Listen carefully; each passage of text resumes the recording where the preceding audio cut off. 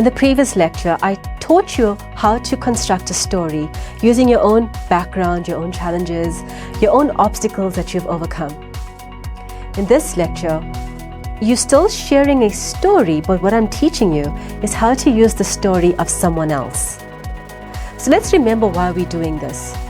Before you get to the content of your speech, I'd like you to share a story, either your own story or the story of someone else, which shows at the end why you're credible to speak on that topic.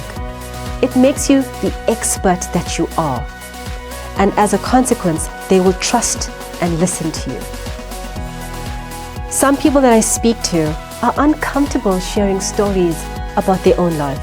So what I say to them is to share the story of someone else where they have guided them.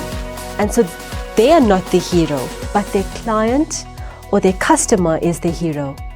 And as a consequence, you are seen as the mentor that provided that expert advice. So how do you do this? You still follow the framework of what makes for a good story. In other words, set the context. What is the problem that the characters went through? How did they resolve it? And what was the outcome at the end? What was that moral or lesson learned? The only difference is that you're using the story of your client or your customer. And as you're doing this, you become that expert in the background. You are the mentor. You're not the hero in the story, but you are the one that provided that special advice that got them through. And by sharing that story, your audience still sees you as that credible person that knows the content of what you're about to deliver to them. Instead of talking about your own life, is to think about someone else that has taken the solution of whatever it is that you're about to speak on, and take that example from your client or your customer and weave that story into your presentation. And by doing so, using the same factors that make up for a good story, you come across as being credible to speak on that topic.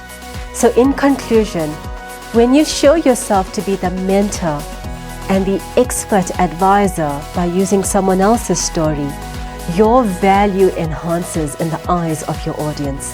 And when your value enhances, your trust and your connectivity with your audience increases. And once you have done that, you are now ready to share the actual content and the main body of your presentation. I've got one more exercise to do with you, and that's in the next lecture.